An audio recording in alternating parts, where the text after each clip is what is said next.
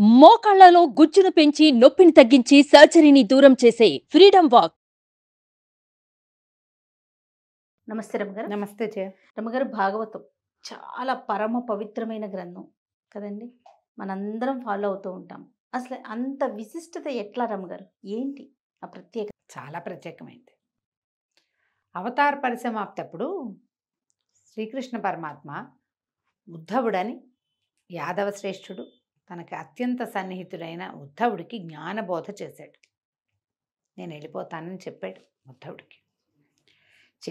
చెప్పినప్పుడు ఉద్ధవుడు అన్నాడు, ప్రభు నువ్వు వెళ్ళిపోతే ప్రపంచం శూన్యమండలం అయిపోతుంది.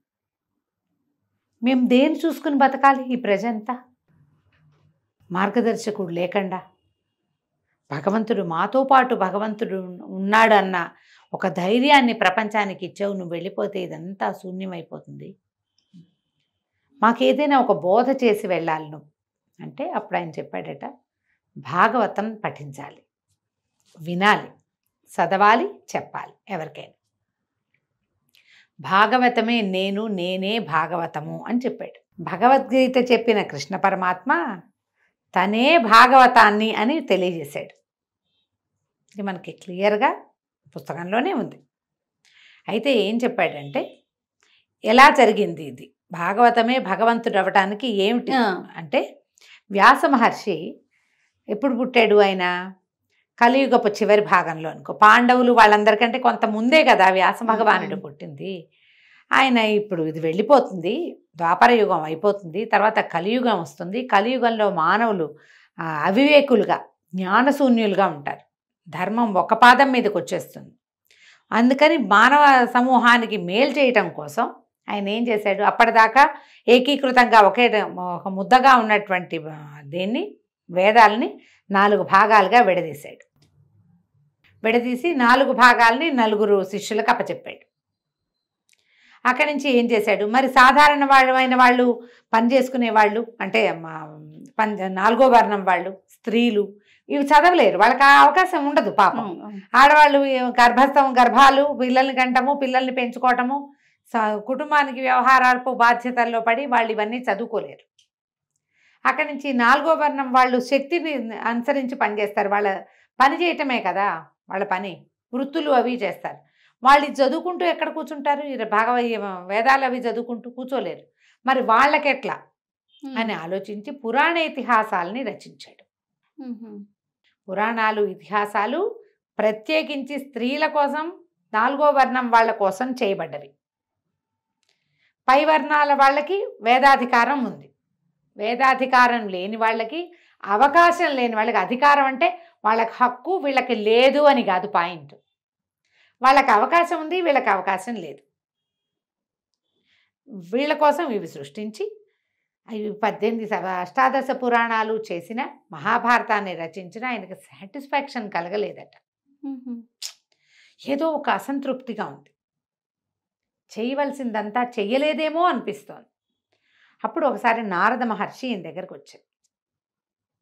వచ్చినప్పుడు నాకు ఒక అసంతృప్తిగా ఉంది, నాకేం చేయాలో తోచట్లేదు అంటే, అప్పుడు ఈయన ఏం చెప్పాడంటే, నువ్వు చేసిందంతా ఏం చేసావు ఇప్పటిదాకా? రకరకాలు రాసావు. కానీ ఈ రకరకాలు రాయటానికి, ఈ ప్రపంచం నడవడానికి మూల కారణం ఎవడు? సాక్షాత్తు జగన్నియామకుడైన విష్ణువు. ఆయనకి సంబంధించినటువంటి, భగవంతునికి సంబంధించినదే పూర్తిగా ఒక కావ్యం రాయి. ఆయనదే చరిత్ర. 10 అవతారాలు ఎత్తాడు. అసలు ఈ అవతారాలు ఎటా వచ్చినాయి, ఎందుకు వచ్చినాయి, ఏం జరిగింది, మధ్యలో ఏం జరిగింది, ఏ భక్తుడు ఏ అవతారంలో ఎలాంటి ముక్తిని పొందాడు, ఆ గాథలన్నిటినీ భగవంతుని కథా సమూహంగా రాయి. అది నీకు తృప్తినిస్తుంది, అది చదివిన వాడికి మోక్షం వస్తుంది అని నారదుడు సలహా చెప్తే, అప్పుడు వ్యాస భగవానుడు భాగవతాన్ని సంకల్పించి రాశాడు. పూర్తిగా భగవత్ సంబంధమైన వ్యవహారమే ఉంది ఇందులో. ఓకే. భగవంతుని యొక్క 10 అవతారాలని ఇందులో వర్ణించారు. కృష్ణావతారం, అది కృష్ణావతార కాలంలో రాయబడింది కాబట్టి కృష్ణావతారం, 10వ స్కంధం మొత్తం కృష్ణావతారమే. మిగిలిన స్కందాలన్నీ అలా వెళ్ళిగా పంచబడ్డాయి. అందులో ధర్మము, శాస్త్రము, జ్ఞానము, మానవుడికి కావలసిన అన్ని విషయాలు చెప్పబడ్డాయి రకరకాల కథా భావాల్లో, కథల రూపంలో తెలియజేయబడ్డాయి. అల్టిమేట్గా మానవుడికి కావాల్సింది భక్తి, దాని నుంచి వాడు సాధించగలిగేది ముక్తి. మధ్యలో ఉన్నదంతా ఇదే, పుటక తర్వాత ముక్తి. మధ్యలో ఉన్న వ్యవహారాలు బోల్డ్ ఉంటాయి, అయినా కూడా భక్తితోటి చివరికి ముక్తిని పొందుతాడు వాడు. ఎలా భక్తి కలిగిన వాడు ముక్తి పొందుతాడు అనేది వేరువేరు గాథల్లో, వేరువేరు వ్యవహారాల్లో, వేరువేరు అయ్యవారి యొక్క అవతార క్రమాల్లో చెప్పబడతాయి. ఎందరో భక్తులను గురించిన గాథలు ఉంటాయి. ఈ భాగవతాన్ని మనకి వ్యాస మహర్షి సంస్కృతంలో రాసిన శ్రీమద్ భాగవతాన్ని పోతనామాచ్యుడు తెరిగించారు. తెలుగునాట భాగవత పద్యం ఒకటైనా రాని ఒక్క తెలుగువాడు కూడా ఉండడు. ఏదో ఒక సందర్భంలో ఏదో ఒక భాగవత గాథని వినకుండా ఉండం. మనకందరికీ ప్రహ్లాదుడి కథ తెలుసు, అవును. అందరికీ మన గజేంద్ర మోక్షం తెలుసు, అందరికీ ధ్రువ చరిత్ర తెలుసు కదా. ఇప్పుడు ఈ మూడు ఎక్కడి నుంచి వచ్చాయి? భాగవతం నుంచి. కృష్ణగాథ తెలియని భారతీయుడు లేడు. అంతే. ప్రతి కృష్ణగాథ భాగవతం నుంచి పుట్టింది. కృష్ణుడు అనగానే గోవర్ధనోద్ధరణ, అంతే. రుక్మిణీ కళ్యాణం, ఆయన అది చేశాడు, కంసవధ, ఇవన్నీ మనకు తెలుసు. ఈ ప్రతివాడు దీన్ని పూర్తిగా చదివితే వాడికి మోక్షం లభిస్తుంది. ఇట్లా పుట్టింది భాగవతం. అయితే ఈ భాగవతాన్ని మొట్టమొదట బయటికి వచ్చింది ఎట్లా వచ్చింది? భాగవతాన్ని ఆయన రచించినప్పుడు వ్యాస మహర్షి తన కుమారుడైన శుకుడికి, శుక మహర్షికి ఉపదేశించారు. అదంతా చెప్పారు. ఈ శుక మహర్షి మొట్టమొదట పరీక్షిన్ మహారాజుకి శ్రీమద్ భాగవతాన్ని చెప్పాడు. ఓకే. ఇది మొట్టమొదటిసారి ఎవరికి చెప్పబడిందంటే పరీక్షిన్ మహారాజుకి చెప్పబడింది. కృష్ణ నిర్యాణం తర్వాత 30 సంవత్సరాలకి కలియుగ ప్రవేశం అయిపోయాక మొట్టమొదటిసారి భాద్రపద శుద్ధ నవమి నాటి నుంచి పౌర్ణమి వరకు భాగవత సప్తాహం జరపబడింది. ఈ రోజుల్లోనే పరీక్షిన్ మహారాజు ఈ కథ అంతా విన్నాడు, ఆయనకి మోక్షం వచ్చింది. అయితే ఎప్పుడైతే ఈయన భాగవతాన్ని పరీక్షిత్తుకి చెప్పబోతున్నాడో అప్పుడు దేవతలు అమృత భాండం తెచ్చిచ్చారట సుఖమహర్షికి. ఈ అమృతాన్ని ఆయనకి ఇవ్వండి పరీక్షిత్తుకి, భాగవతాన్ని మాకు ఇవ్వమని. ఆయన ఒప్పుకోలేదు. మానవుల కోసం మా తండ్రి నిర్మించాడు, మా తండ్రి ఇది ఎందుకు రాశాడు? మనుషుల కోసం. దేవతలకి ఇచ్చేస్తే ఎట్లా? ఆయన చెయ్యలేదు. చేయకుండా దీన్ని భూమి మీద ప్రవచనంగా చెప్పి దాని భూమి మీద భాగవతానికి శాశ్వతత్వాన్ని కల్పించారు సుఖమహర్షి. శుకుడు కాదు, శుకుడు. సాకి షాకి మధ్యలో శా ఉందా? మెలిక శా, శనగల్లో సుఖమహర్షే దీన్ని బయటికి తీసుకొచ్చారు. ఆ తర్వాత ఇంకా అట్లా రోమహర్షుడికి పురాణ ఇతిహాసాలు చెప్పారు. తర్వాత సందర్భాల్లో బోళ్ళంతమంది బోళ్ళని రకాలుగా ఒకళ్ళకొకళ్ళకి చెప్పుకొని అది అట్లా ప్రచారంలోకి ఉంటూనే ఉంది. ఇది కథాస్వరూపంలో ఉండటం వల్ల అవి పోవు కదా కథలు. ఏవైనా యాడ్ అవుతాయి, పోదు, కొత్తవి యాడ్ అవుతూ ఉంటాయి. ఏమి యాడ్ అయినా వ్యాస మహర్షి ఏం చెప్పదలుచుకున్నారో అది మనం ఇప్పటికీ వింటూనే ఉన్నాం. ఈ సప్తాహం మీద ఒక ప్రత్యేకమైన గాథ చెప్తారు. తుంగభద్రా నదీ తీరంలో ఆత్మదేవుడు అని ఒక బ్రాహ్మణుడు ఉండేవాడట. ఆయనకి దుందులి అని ఒక భార్య ఉండేది. చాలా కాలం ఆయనకి సంతానం లేదు. లేకపోతే ఒక సన్యాసి, ఒక ఋషి ఆయనకు ఒక పండిచ్చి నీ భార్యని తినమను, నీకు సంతానం కలుగుతుంది, కుమారుడు కలుగుతాడని చెప్పాడు. చెప్పేసరికి ఆయన పండు తీసుకొచ్చి భార్యకి ఇచ్చాడు. ఈవిడ గర్భధారణ అంటే ఇష్టం లేదు ఆవిడకి. గర్భధారణ ఒక కష్టం, ప్రసవ వేదన మరీ కష్టం, ప్రసవంలో చనిపోతే అలాంటి భయాలుండి ఆ పండుని దాచేసింది తినలా. అయితే ఆ సమయంలో అప్పుడే నెలదప్పిన ఆవిడ చెల్లెలు వీళ్ళింటికి వచ్చింది దుందులి దగ్గరికి. సరే ఇట సంగతి అని చెప్పేసరికల్లా ఆ దుందులికి చాలా డబ్బు అవసరంలో ఉంది ఆమె దుందులి చెల్లెలకి. అయితే ఏమంది, అమ్మ నక్కయ్య నేను నీ దగ్గర ఉంటా, ఇప్పుడే నెల తప్పాను, 7-8 నెలల్లో 9 నెలల్లో ప్రసవం అవుతుంది, ప్రసవం అయ్యాక నీ పిల్లాన్ని చేస్తా, నాకు అవసరమైన డబ్బు ఇవ్వు, నువ్వు నీకు సహాయంగా నేనుంటా పిల్లాన్ని పెంచడానికి అని చెప్పి ఒప్పించింది.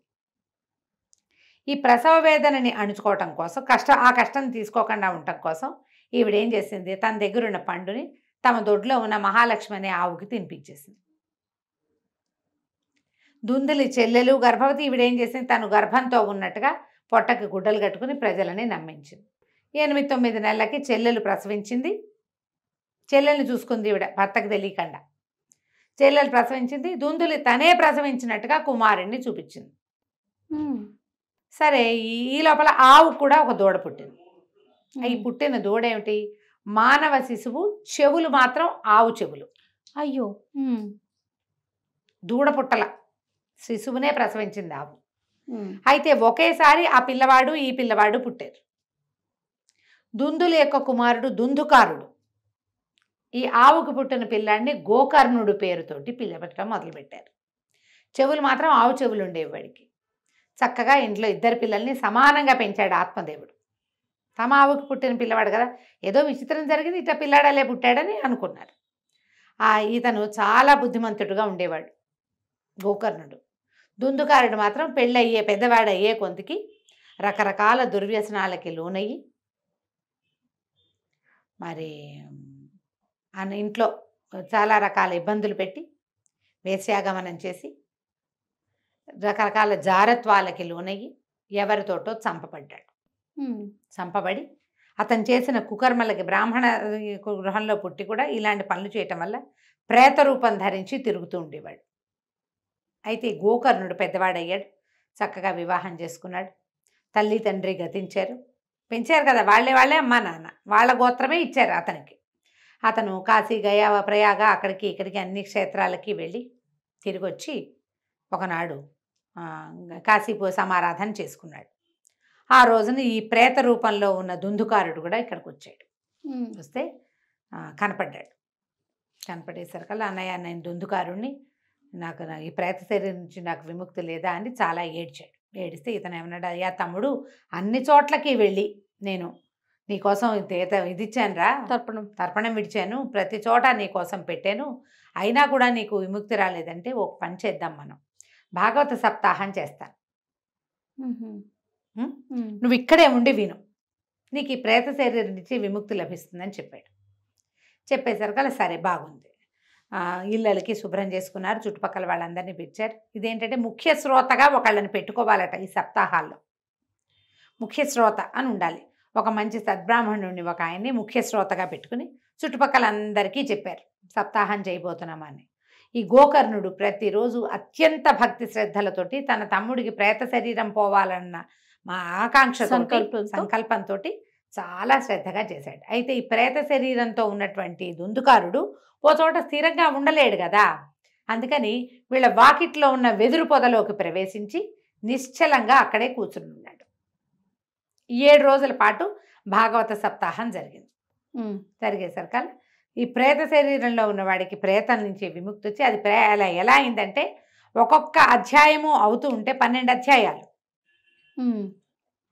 12 స్కంధాలు.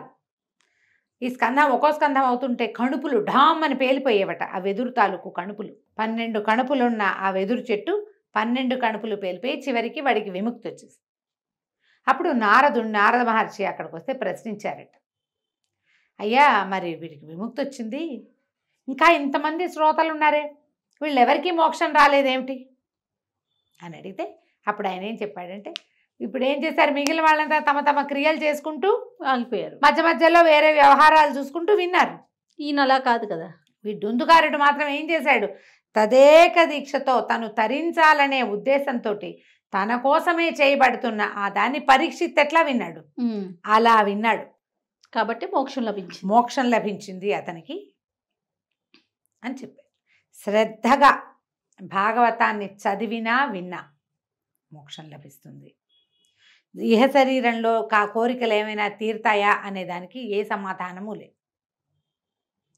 ఇప్పుడు ఈ జీవితంలో మనం చేయవలసిన కర్మలన్నీ చేసుకుంటూ శ్రద్ధగా వినాలి. మనం ప్రవచనం పెట్టి కాఫీ కలుపుకుంటూ, కాఫీ తాగుతూ, పనులు చేసుకుంటూ, మధ్యలో పని మనిషి వస్తే మాట్లాడుతూ మేము భాగవతం వింటున్నామంటే కుదరదు.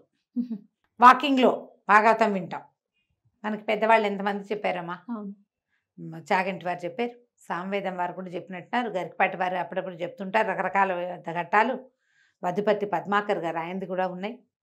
భాగవతం ఎంతమందో పెద్దవాళ్ళు చెప్పారు, మనం వింటూనే ఉంటాం. అసలు టీవీ మోగుతూ ఉంటుంది అందరిళ్ళల్లో. అసలు వాకింగ్లో వింటాను జయ నేను. అవునండి. ప్రతి వాళ్ళ ఫోన్లో ఏదో ఒకటి మోగుతుంటుంది, ప్రతి ఫోన్లోనే ఏదో ఒకటి మోగుతూ ఉంటుంది. నువ్వు మధ్యలో వాళ్ళని వీళ్ళని హాయ్ అంటుంటే ఇదేమిటి గాలి వింటుంది. అలా కాకుండా శ్రద్ధతోటి కనుక చేస్తే భాగవతం అద్భుతమైన ఫలితాలను ఇస్తుంది. ముందు మనకి ఈ మమత్వం, ఇది నేనే, ఇదంతా నాదే, నేనే చేశాను, ఆ గుణాలు తగ్గిపోతాయి, అహంకారం నశిస్తుంది. అత్యద్భుతమైన ఫలితాన్ని ఇస్తుంది భాగవతం. శ్రద్ధగా చదువుకోండి. నాకైతే మరి మీ ద్వారా వినాలని అనిపిస్తోంది రమ్మగారు. మీరు ఏమైనా దశమస్కంధం పరిచయం చేసాం. చేస్తారా? దశమస్కంధం చేశారు. చేసాం. మార్గశిర మాసంలో తిరుప్పావై బదులుగా దశమస్కంధం చేసాం.